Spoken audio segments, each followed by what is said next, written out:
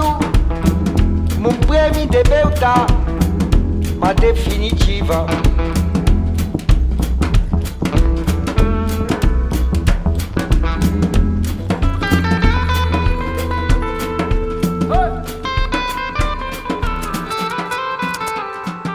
Ma cosmopolita.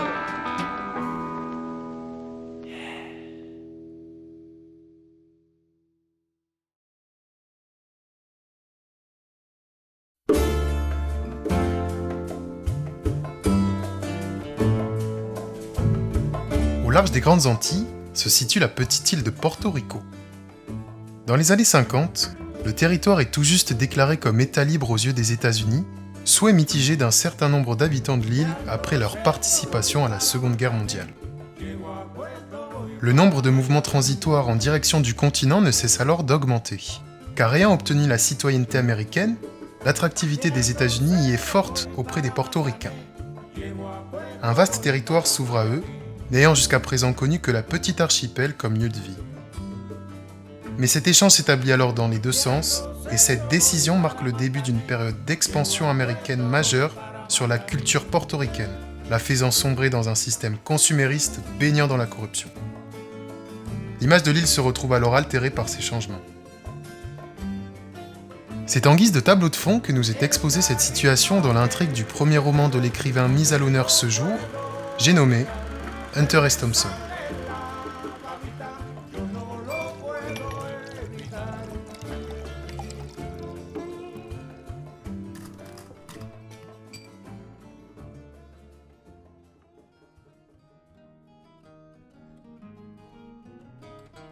Lieu de beuverie excessive, où l'alcool est à un prix déroutant, où l'amour est suintant comme la foule qui traverse la chaussée au soleil, où le temps se dilate. C'est d'ailleurs la conclusion apportée par le personnage de Kempt à la fin du livre. Le temps s'amoindrit et se consume à petit feu, à l'image de la cigarette qu'il tient dans le dernier chapitre. L'ennui y est palpable et se manifeste au travers ce que l'auteur cite comme le grignotement vorace et solitaire du temps qui passe. Ce temps si précieux donnant à se livrer et à accéder à la plus grande liberté devient ici une chaîne pour ce personnage, victime d'une tourmente maudite infernale. Le plus dur pour lui est de constater son ignorance. L'écho résonne à travers toute la petite île paradisiaque des Caraïbes où se bâtit ce roman, au cœur d'une ville à la dérive, San Juan, prisonnière d'une certaine perdition avant même d'avoir été bâtie et aménagée dans son entièreté. La rumeur de la ville se répand, sous les palmiers et le long des rubans d'asphalte, tel le mirage dégagé par la chaleur ambiante baignant l'île. Les personnages rencontrés qui colorent ce lieu connotent l'arrière-goût et la seconde lecture de l'aspect paradisiaque balnéaire.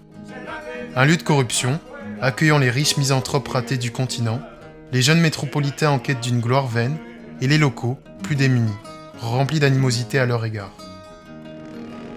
Venus dans l'espoir d'acquérir une liberté épanouissante fédératrice, ces voyageurs n'en recueilleront qu'une liberté bien plus amère, celle de l'ennui et de l'enfermement des jours et du quotidien. Tout semble leur être accessible, ne manquant de rien, les personnages semblent marqués par l'emprise des jours, victimes de l'agonie de l'île et d'une liberté morose. Kempt y subit une sorte de gueule de bois continue.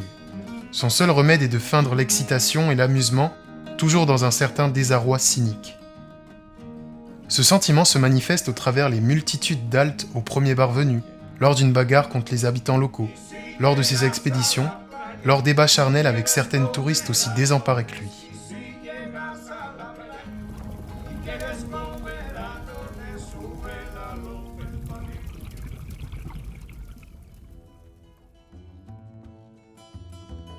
Ce remède est en réalité poison, qui emprisonne ce héros dans ce confort ébréché. Certes, il lui permet de se tenir loin du constat maussade auquel il accédera à la fin du livre, mais celui-ci le condamne à perpétuer le même cycle, condamné au bagne d'un épanouissement mystifié. Le temps qui passe le ronge alors petit à petit, comme tous les habitants de l'île. Et de la même manière que le siège du San Juan Daily News pour lequel il travaille, qui finira par fermer ses portes. La société américaine ne semble pas non plus épargnée par la plume de l'auteur. Limites d'un capitalisme désinhibant, corruption et uniformité acerbe sont ici convoquées sur l'île, rencontrant alors le jugement de Paul Kempt, journaliste alter ego de l'auteur lui-même. Il s'investit sur ses articles à sa propre manière dite journalisme gonzo.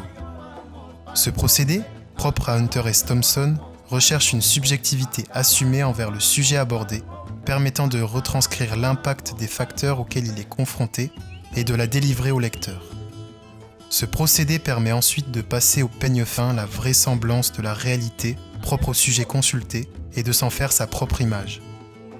La critique du spectateur est ici convoquée pour discerner le vrai du mystifié dans les propos recueillis. On découvre ici à travers les yeux de Kempt un paradis exotique éreintant qui voit évoluer des personnages avec une vision altérée quant à savoir ce qui les attend et vers où ils vont. Ils ne sont plus que des amérantes, se raccrochant au moindre scoop local, dont la valeur est très souvent surestimée par ces journalistes en marge. Mais peu importe, ils n'en attendent qu'une finalité, une richesse miséricordieuse leur permettant de vivre toujours plus longtemps au milieu de cet exotique huis clos. La rivalité et l'hypocrisie se dressent comme étant les meilleurs atouts singuliers dans cette course au scoop et à la gloire. Et si ce constat est partagé entre la majorité des voyageurs désireux d'une carrière professionnelle certaine, l'ambition américaine est ici portée par l'argent. Celui-ci est déployé par toujours plus de misanthropes, au pouvoir monétaire corruptif sans pareil, contraignant paradoxalement à consommer l'île à petit feu par le biais d'aménagements touristiques excessifs le long des rives de Porto Rico. L'identité de l'île et la richesse de sa culture finissent alors par sombrer au large de ce paradis dressé sur des eaux sombres. Je passerai outre l'intrigue amoureuse au cœur du livre pour ne pas en divulguer la nature et la finalité, mais elle illustre de force l'une des conséquences apportées par l'illusion de cet Éden, ainsi que les dérives d'un contexte ardent, d'une euphorie commune dans cette bulle hermétique qui finira par céder. Car sur cette île paradisiaque, liberté rime souvent avec ennui. Un ennui frappant qui dresse le portrait de personnages désabusés, enclins à une certaine perdition, maquillés par l'illusion du plaisir, où le moteur principal se trouve dans la consommation excessive d'alcool très peu coûteux. Mais la motivation déteint sur l'ignorance, et l'alcool en devient autant le remède que le poison. Il est désormais l'enchantement de ce monde nouveau qui se construit là-bas, dans ce paradis noir, soutenant les hommes qui y font escale et qui subissent cette liberté.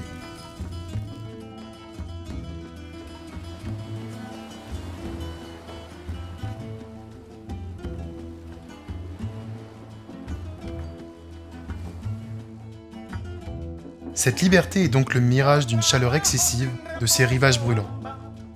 Elle est la conséquence d'une société au rouage ardent. Elle y est trompeuse et fausse alors le regard de ces individus, les renvoyant chaque matin à revivre cette même morosité quotidienne sans même l'apercevoir. Elle les condamne à une sorte de gueule de bois en vague à l'âme, rapportée par l'air marin des littoraux. Et lorsque l'on ne se rend pas sur ces longues plages qui s'étendent à perte de vue pour y admirer la pureté du sable blanc, celui-ci coule indéfiniment dans un sablier sans fond pour les dépravés de cette île. Chaque grain qui tombe y perpétue l'ennui du temps qui passe.